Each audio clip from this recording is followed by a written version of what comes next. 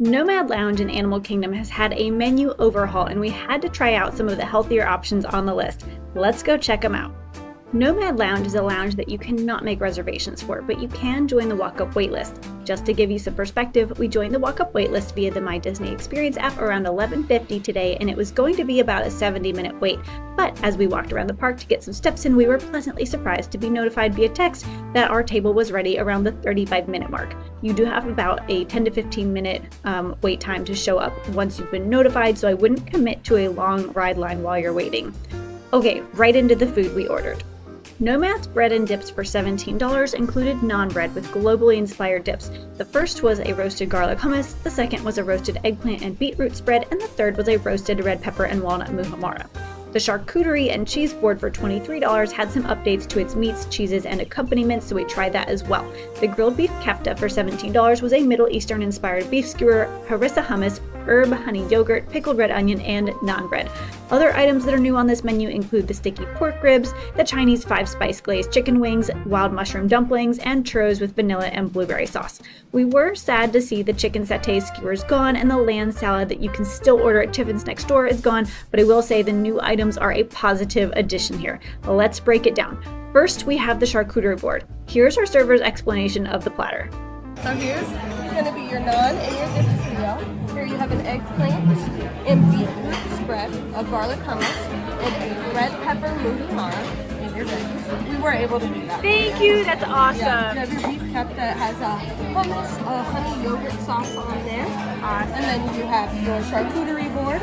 You have a Grass Hill freestyle cheese with fig, goat cheese with Duca seasoning with Marcana almonds, and a truffle cordero cheese with honeycomb, with a beef wagyu and Toscana chorizo, a Spanish torta, pepper juice, mustard seed, and veg. Your pepper juice is spicy. We're supposed to have more PC crackers on there. Someone's coming behind me, guys. Awesome. Thank you so much, Kay. We appreciate it. We demolished this board and felt it was very cheese and meat forward. There were a few crackers, but I don't think quite enough for everything on this plate. Since we had the naan bread from the dip trio, we had plenty, but you might need to ask for more.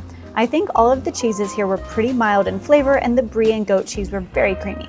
The Spanish torta cracker was super flaky and sweet, and it paired well with the honey and nuts, but definitely more of a dessert option on the plate.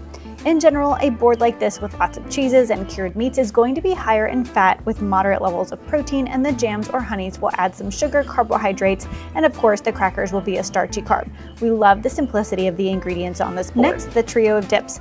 These hummus and dip options are beautiful. The colors are very vibrant and each dip has a fun textural component on top of each bowl. The roasted garlic hummus had chickpeas and we think some olives on top. The roasted eggplant and beetroot had some pomegranate seeds and microgreens, and the roasted red pepper and walnut muhammara had walnuts and we think a few slices of onion.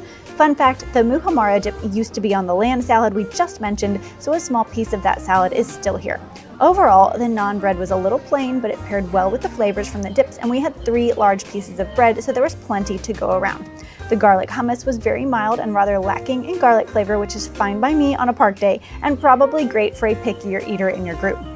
I did not taste any eggplant or beet in the eggplant beetroot dip, but it was a little tart, almost like a citrus zing was added to it, especially when you have that burst of pomegranate seed. I loved this one. The red pepper muhammara was actually my favorite and surprisingly gave me spicy tomato soup vibes in taste, not texture. It's not too spicy, but definitely bursting with flavor, and I would go back for this. Bonus here, we asked our server for some veggie dipper options and she was able to bring us a small tray with carrots, cucumber, and tomato, so that was awesome for anyone in your party looking to cut back on bread. The grilled beef kebab was a pleasant swap for the chicken satay skewer, though we wish they still had both. The meat had some delicious Mediterranean spices that flavored the meat well. It was almost like a meatloaf texture, and we were okay with that. The presentation on the skewer is very pretty, but it's either eat the meat off the skewer and have the naan after, or cut the meat off to make little pita pockets. Either way, we liked this option. Only downside was the meat was not hot when it arrived at our table. It was really room temperature when it got to us. The dishes we tried today are definitely all ones we would go back for, though we would have loved to have a salad or some more veggies in the mix of small plates. What are your thoughts? Would you try these dishes, or are some of the other new offerings more your speed?